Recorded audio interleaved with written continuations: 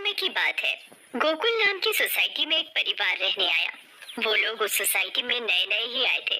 उस परिवार में राहुल, सविता और उनका 10 साल का एक बेटा भाविक रहता था। जैसे ही भाविक सोसाइटी के गेट के बाहर तक पहुंचता है, तभी से ही अपने सवाल जवाब शुरू कर देता है। वाह पापा, ये कितनी सुंदर सोसाइटी है। क्या हम इसी सोसाइटी में रहेंगे? हाँ हाँ बेटा, हम लोग इसी सोसाइटी में रहेंगे। देखो तो हमारा भाविक कितना खुश नजर आ रहा है। अब तो मेरे यहाँ पर नए नए दोस्त बनेंगे, ना मजा आएगा। हाँ हाँ बेटा, बहुत मजा आएगा। चलो अब अंदर चलो। जैसे ही वो लोग सोसाइटी के अंदर कदम रखते हैं, तभी जोर जोर से हवा चलने लगती है और भाविक को कुछ अजीब सा महसूस होने लगता है। मम्मी देखो तो, हमारे आते ही ये कितनी जोरों से हवा चलने लगी है। मुझे कुछ अजीब सा भी लग रहा है। नहीं बेटा, ये बस तुम्हारा वहम होगा। बच्चा समझकर सविता भाविक की बात को नजरअंदाज कर देती है।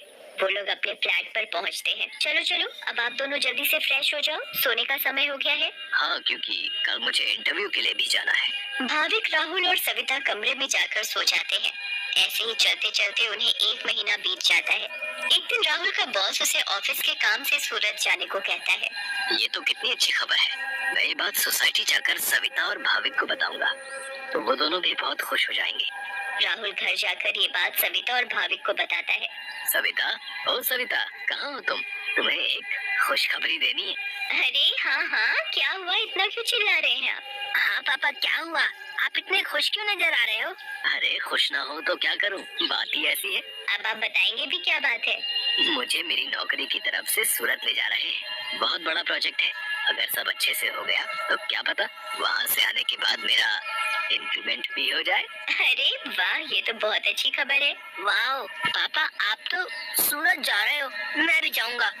मैं भी जाऊंगा। बेटा, मैं तुम्हें अपने साथ नहीं ले जा सकता। और सविता, तुम मेरा सामान पैक कर दो।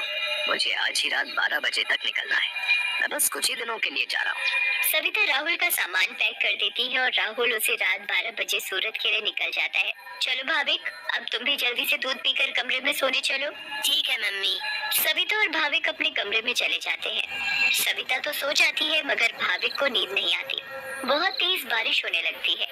भाविक बालकनी में जाकर खड़ा हो जाता है और बारिश के मजे लेने लगता है। वाह, कितना सुंदर नजारा है। भाविक की नजर अचानक सामने वाले फ्लैट पर पड़ती है, तो वहाँ एक मोमबत्ती जल रही होती है।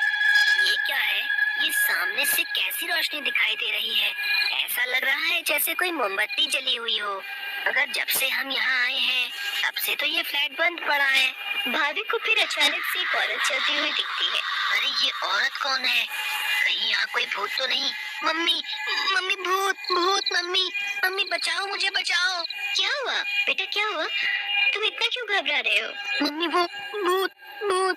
क्या बोले जा रहे हो तुम? ठीक से बोलो, मुझे कुछ भी समझ में नहीं आ रहा है। मम्मी, मुझे नींद नहीं आ रही थी तो मैं बालकनी में जाकर खड़ा हो गया और बारिश देखने लगा। तभी मैंने सामने के फ्लैट में जलती हुई मोमबत्ती देखी और एक औरत को देखा। नहीं बेटा, ये भूत वूत कुछ नहीं होता। ये तुम्हारे मन का वहम है। नहीं मम्मी, मैं सच कह रहा हूँ। नहीं बेटा, चलो अब सो जाओ, रात बहुत हो रही है। नहीं, मैं आपको लेकर जाता हूँ। अच्छा चलो, दिखाओ कहाँ है भूत। फिर भाविक सविता को बाहर लेकर जाता है। कहाँ है भूत? मुझे तो कहीं कोई नहीं दिख रहा। मम्मी देखो, वहाँ पर देखो, वो सामने वाले फ्लैट में। अरे बेटा, कुछ भी नहीं है वहाँ पर। नहीं मम्मी, मैं झूठ नहीं बोल रहा। अच्छा ठीक है ठीक है, चलो अब जल्दी कमरे में जाओ और सो जाओ। फिर वो दोनों कमरे में जाकर सो जाते हैं। भाविक, अब तुम्हें डरने की कोई जरूरत नहीं है। मैं तुम्हारे साथ सो रही हूँ ना, अब तुम आराम से सो जाओ। अगली सुबह भाविक सोसाइटी के दूसरे बच्चों से मिलता है।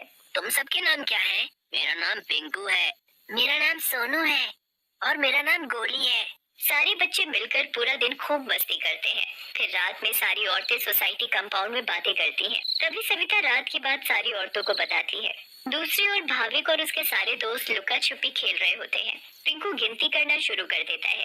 तभी सारे बच्चे इधर उधर छिप जाते हैं, मगर भाविक खेल खेल में अपने फ्लैट के सामने वाले फ्लैट के दरवाजे तक पहुंच जाता है। उसे ये पता नहीं होता कि ये वही फ्लैट है जिसमें कल रात उसने एक औरत को जलती हुई मोमबत्ती के साथ देखा था।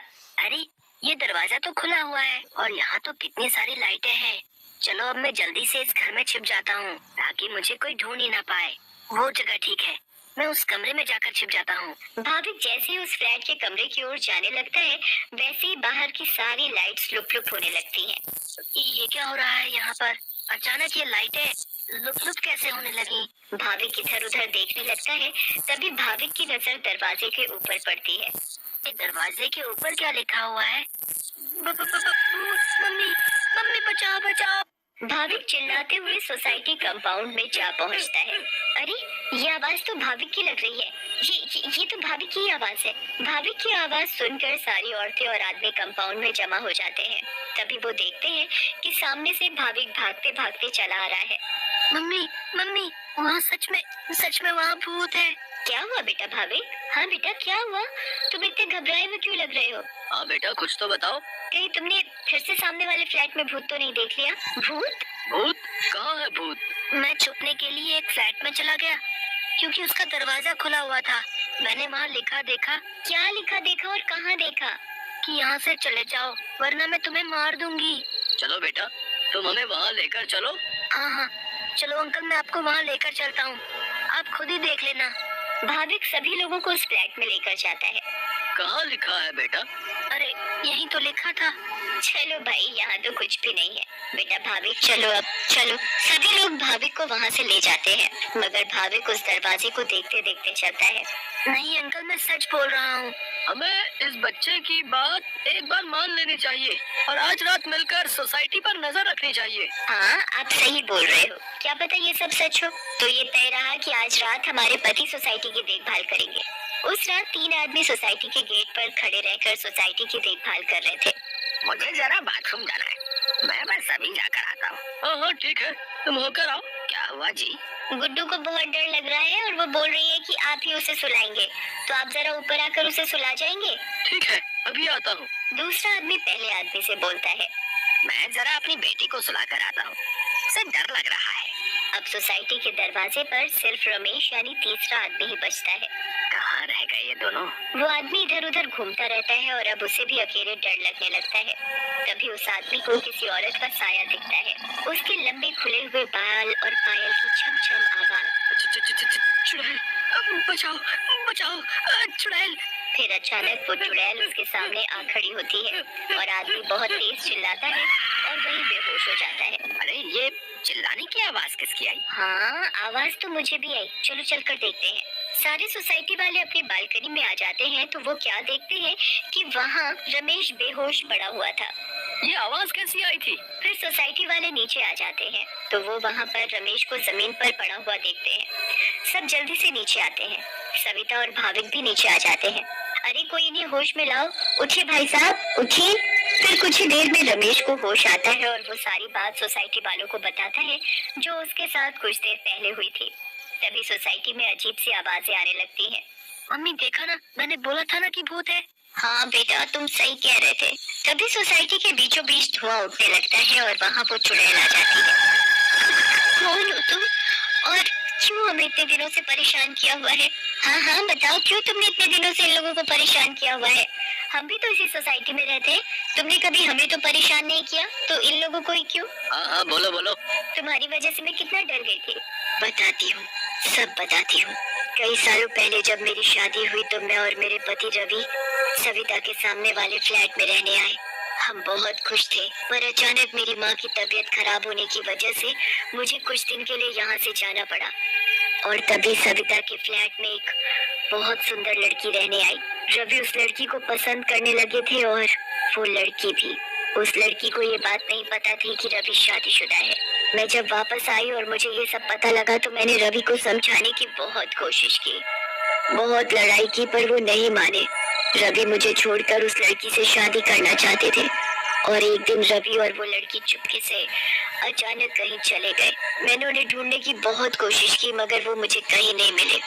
और एक दिन मैंने उन दोनों को बाजार में साथ देखा। उन दोनों ने शादी कर ली थी।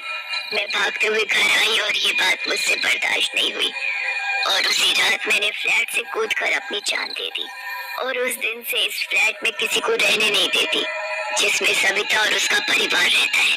हमें बहुत दुख हुआ सुनकर जो भी तुम्हारे साथ हुआ, पर इसमें मेरे और मेरे परिवार का क्या कसूर है? हाँ आंटी, आप तो अच्छी आंटी हो, ऐसे कैसे कर सकती हो?